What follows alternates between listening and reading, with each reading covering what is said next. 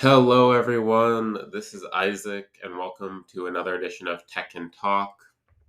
I hope you're all doing well. I woke up at 4:30 this morning and wasn't able to fall back asleep, so I have plenty of time to record an episode. And if I sound a little bit different, it's because I got a new microphone, so we'll test it out today. So let's get right into it. So for those who don't know, a bunch of Tekken 8 footage and information was released yesterday, December 12th. So I guess Bandai Namco invited lots of content creators and Tekken personalities and just fighting game personalities in general to various headquarters where they played Tekken 8 for a few hours and were able to capture as much footage as they like, barring some story mode footage after the first chapter, upload it to YouTube. And we've essentially gotten a preview of the final build or the final product of the game. Maybe subject to a few tweaks here and there, such as like more customization items, I'm guessing. And of course, the online mode functionality, I don't think there's new footage of. So, no new updates on the netcode. But today, I kind of wanted to get into what I've seen from the footage. So, I've looked at, most of not most of the new footage out there, but I've looked at a lot of the new footage, including all the move lists of the characters, different matches, people's review of the game modes, etc. You can go on YouTube and see just like a bunch of new Tekken 8 footage. It includes all the new stages, all the new music, and all the new characters. So we have our first look at the full roster. And right off the bat, I think some people were surprised at just how much information we're getting, including seeing the whole move list before the game. But I'm actually quite a big fan of it as long as they're keeping the story mode kind of a secret until release. And part of the reason why I'm okay with it is because this is important information. There is a demo coming to PlayStation 5 tomorrow, December 14th, and coming to Xbox Series XS and Steam December 21st. So I'm actually cool with them releasing a bunch of footage if we're going to get our hands on the game, presumably from tomorrow. I don't have a PlayStation 5, so presumably from a week from now for me and until release. But so I kind of wanted to go over kind of the pros and cons that I've picked up from watching the gameplay, some of the overview, some of the new stuff, and of course, like overall expectations and impressions heading into the final release in January. So let's get right into some of the pros. This game just looks better and better. The game from a presentation point of view, I think is just incredible. Yoshimitsu and Reina, especially Reina's like new customization outfits and Yoshimitsu's new outfits and moveset and Devil Jin's new like heat smash. I mean, they all just look so amazing and like high production quality animations and so fluid. There really is a sense that like each of these characters in Tekken 8 has had so much more time, with one exception, has had so much more time and thought into each individual special animation. So especially like with Kuma and Panda, their like special intro is just amazing. Kuma's like asking Panda to marry him. Same with like Elisa and Jack. Some of these intro animations are just amazing.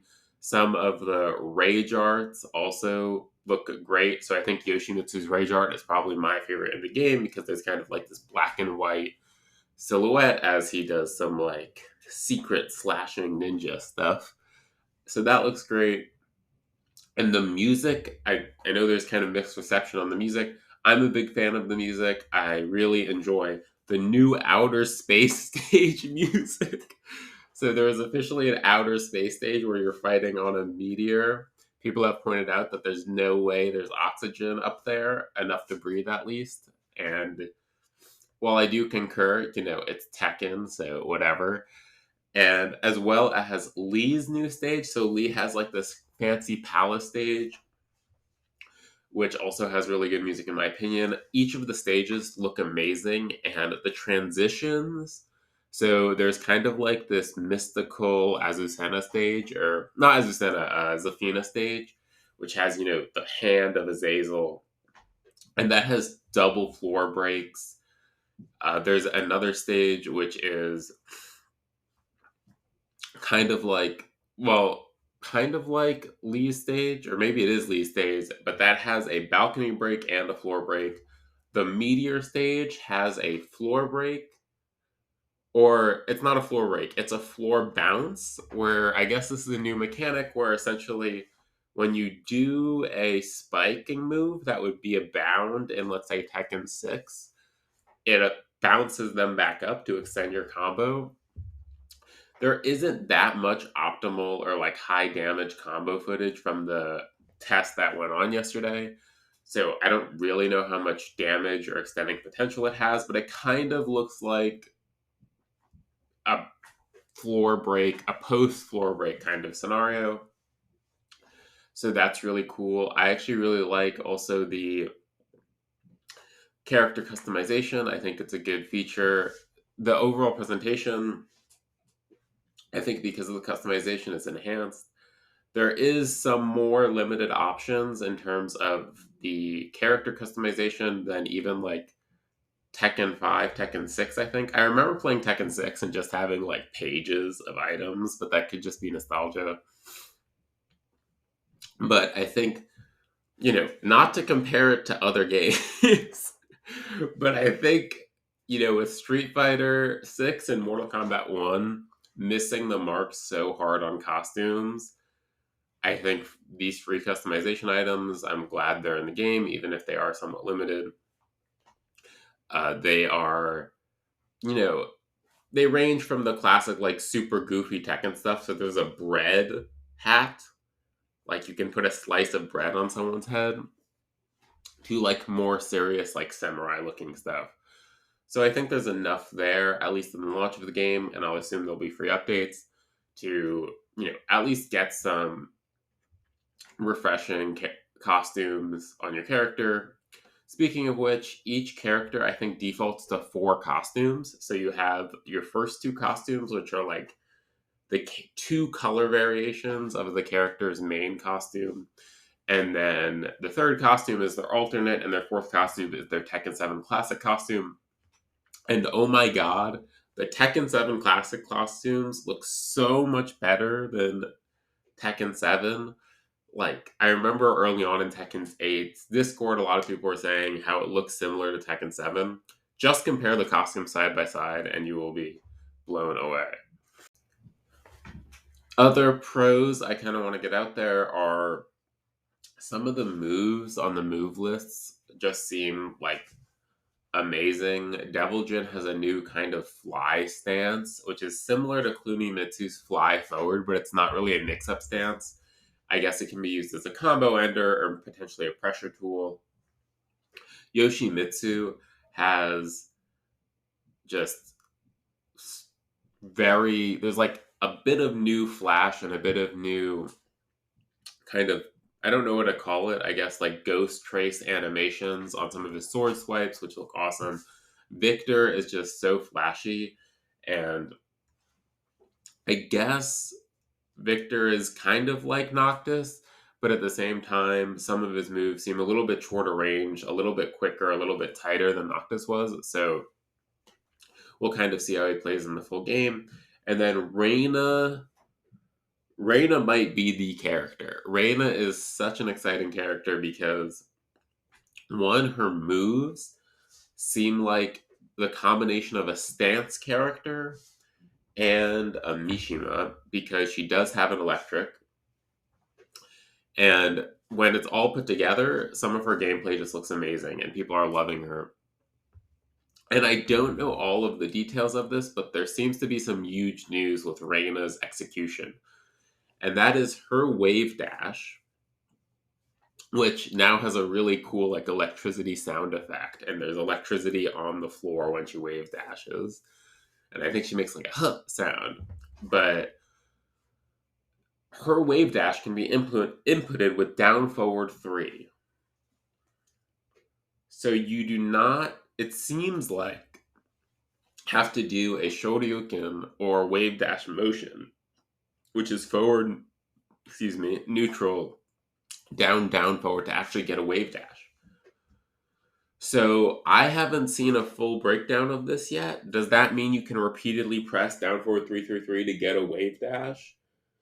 Can you do down, forward, 3 into an electric? Like, does that wave dash input limit your ability to do a just frame electric?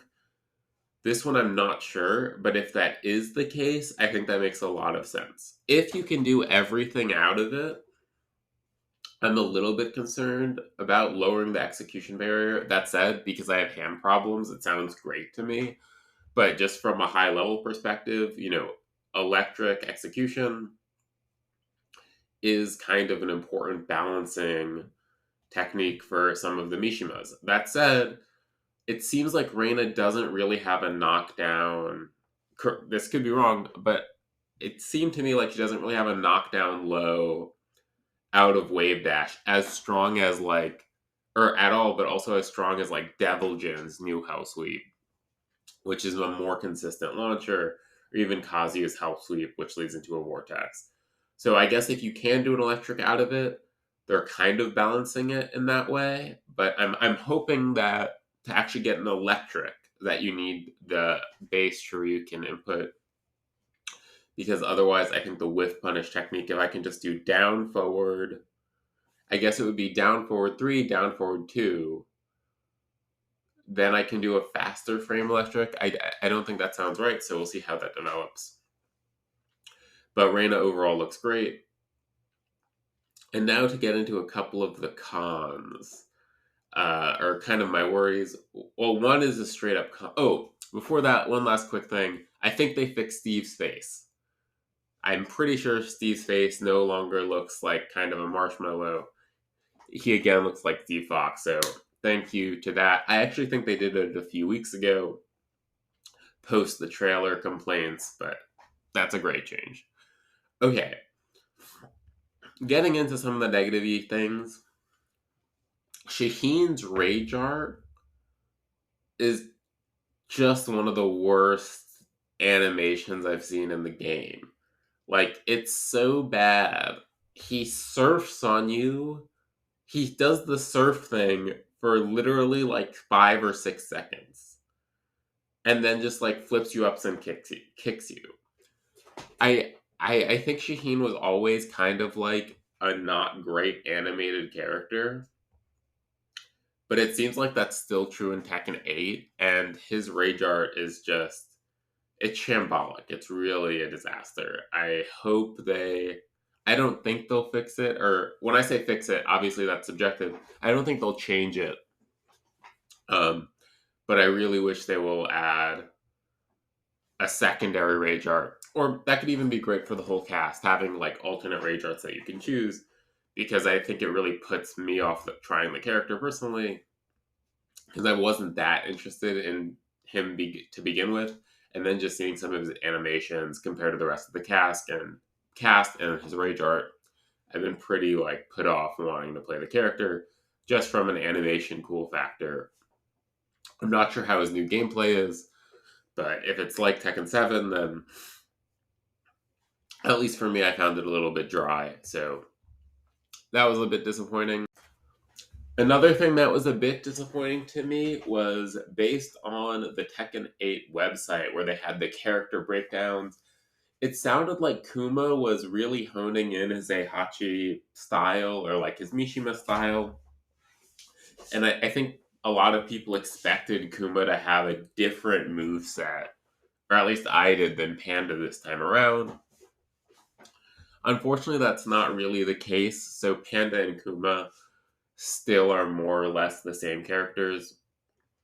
Kuma has a couple of different moves, like Heihachi's 1+2 or Demon Breath, like the double palm kind of knockdown. And Panda has a couple of Xiao Yu style moves.